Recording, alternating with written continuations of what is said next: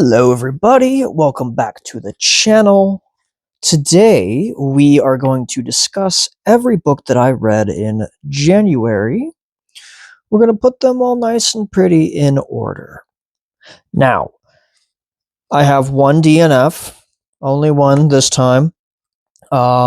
Two books were read on my Kindle and everything else was read in physical form. I have here to the side.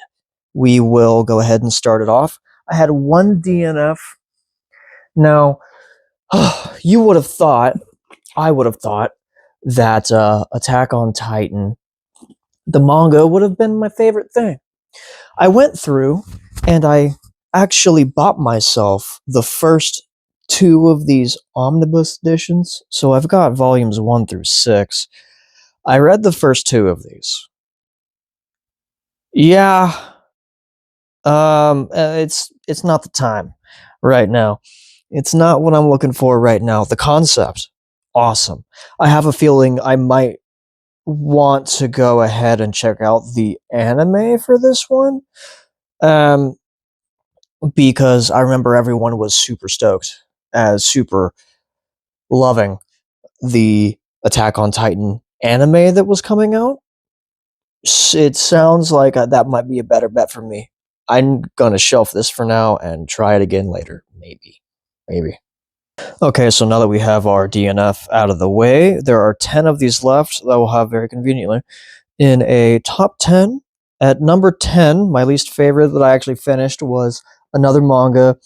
It was Full Metal Alchemist Volume 1. This is an anime that I grew up watching as a child. I loved the anime. I never really watched all of it in order from beginning to end. It's my little brother's favorite anime. I was really digging it. Only ever really saw the beginning of the anime. Everything that was in here. It just feels kind of hollow. It doesn't feel very meaty. It feels kind of vast, but not very deep. I understand that it's volume 1, so it might just be that, but it didn't grab me. It didn't grab me at all, really. Coming in at our number 9 here is a book that I read for my philosophy group. We have Albert Camus' The Rebel. This is a series of essays based around rebellion and what leads people to fight back, the causes, the histories of it, so many different explanations and so many different examples of revolt and rebellion within history, and what the spirit of rebellion is, and the reason for the season, if you will. It was very interesting. There were plenty of good conversations that came out of it, and I really look forward to peeling this off my shelf again every once in a while throughout the future. And going back to these several examples, the deicides, the regicides, the Inquisition, the French Revolution. It's all in here. It's all very fascinating and very cool to get into. And it lands at number 9 on my reading list for January, which means everything from here on out is pretty good. Coming in at our number 8, I have the super conclusion, the Earth of the New Sun by Gene Wolfe. This is the coda, the sequel to the 4 books that make up the Book of the New Sun. I love the set and the setting of this more than the actual story in it. I found the plot of this to be probably my least favorite of the 5. They are in space now. It's not really a spoiler, I don't think. Or if it is, whatever. But the spaceship is cool. The space is cool. They're really bringing a bunch of people back that I didn't necessarily think needed to be there. There's this interesting timey-wimey thing to where I couldn't really tell often if they were moving forward in time or backward in time or both. So that's fun. It was good. The prose, as always, is really good. I was highly confused the entire time, more so than the 4 core books, which this is supposed to clear up. Interestingly enough, I didn't find it as engaging. I didn't find the characters as awesome, even though a lot of the same characters are there. It was my least favorite book of the Book of the New Sun. Other than that, But that being said, it was still pretty alright. It was fine. It was fine. Am I excited to read it again? No, not really. Coming in at number 7 on our list here, which is a book that I anticipated to be much higher. And when I reread this in the future, I anticipate that it will be higher. I read 1984 by George Orwell.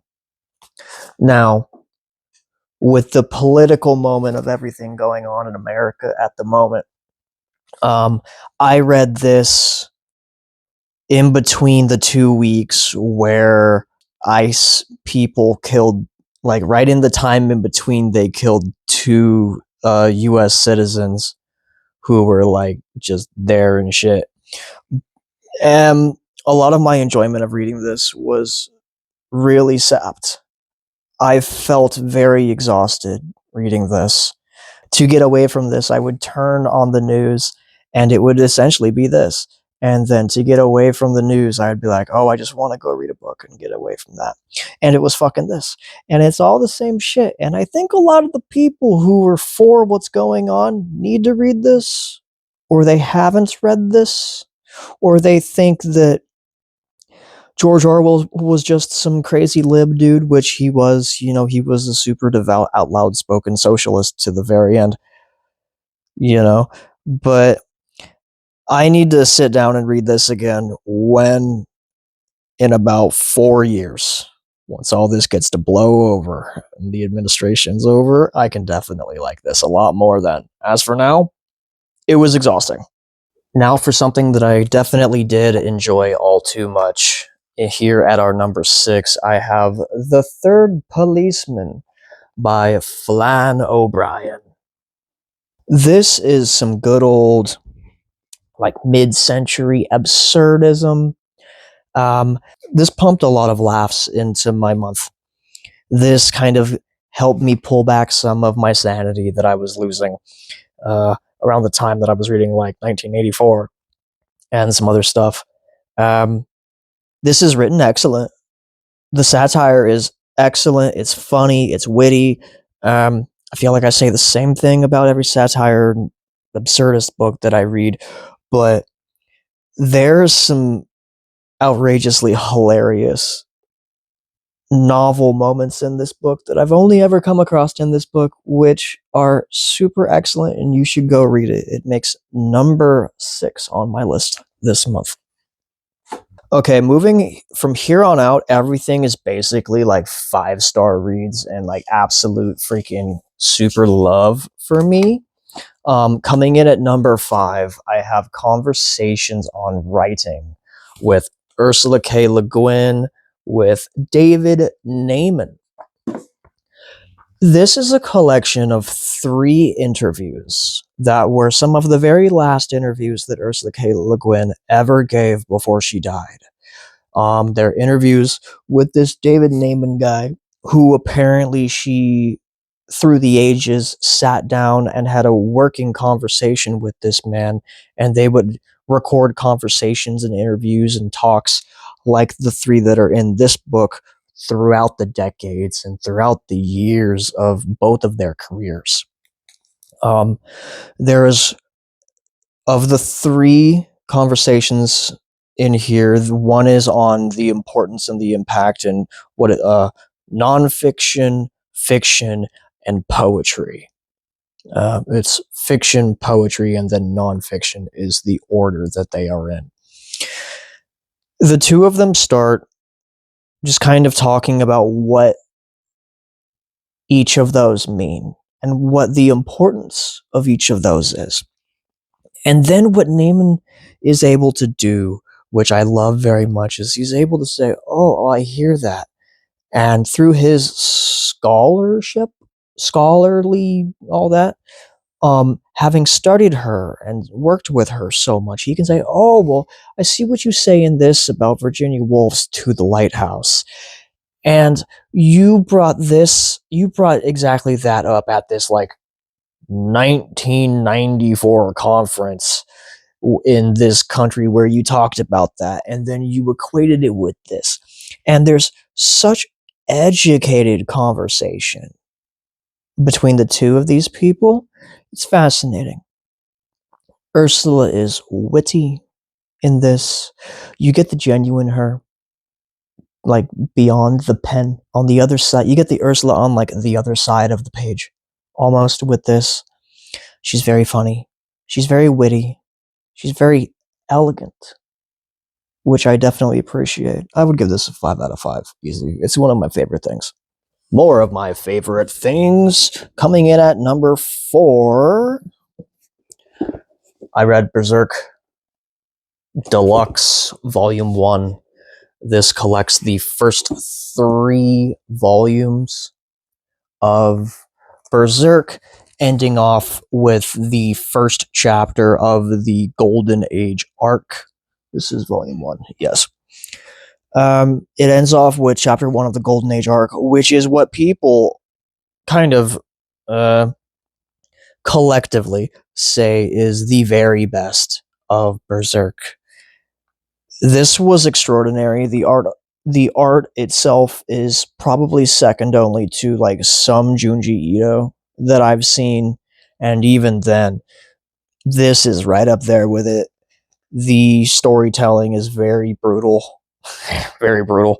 I love how uncompromising and unapologizing it is in its brutality and its darkness, and it's just boot on your head in the dirt darkness. I really love that. I'm into book 2 of this now, and it's only getting better. So this is coming in at number 4 on my list. Our number 3 here is one that I read on my Kindle. It's a short little. It started out as an essay, but then it turned into a lecture. Nonfiction. Where are you? And it is by none other than our very good, late and great Sir Terry Pratchett. It is Shaking Hands with Death. Like I said, this one started out as an essay and then turned into a lecture. Terry Pratchett, when he was, I believe it was 57 or so, he came down with an early onset type of Alzheimer's. And it really hit Discworld, and it really hit him and his family, and it was so mean and just not good to him, obviously. But he started thinking about how he wanted to go out, and the death industry and the medical industry and all the stigma around assisted suicide, and when people should be allowed to leave essentially as they wish and at their best and when they see fit. This is a talk that's all about his push to remove the stigma and to advocate for assisted suicide. It's obviously not all like roses and sunshine, obviously, but this is extraordinarily insightful. It's so, once again, I'm going to use the word witty. This has so much Discworld character. And by that, I mean it has so much just straight up Terry Pratchett character that comes through in Discworld. Everything is so genuine. Reading this helps me understand how genuine Terry was when he was writing Discworld and everything that he was writing. It's excellent. I want to read it again immediately. If you can read this, which I suggest you do. Also, there is on YouTube, there is when this was filmed. If you just type in Terry Pratchett Shaking Hands with Death, it will show up. There's a few of them. Go ahead and check out whichever one you want. It's excellent. It's one of my favorite things in the world. My number 2 is Boy's Life by Robert McCammon. What do you say? What do you say? What do you say?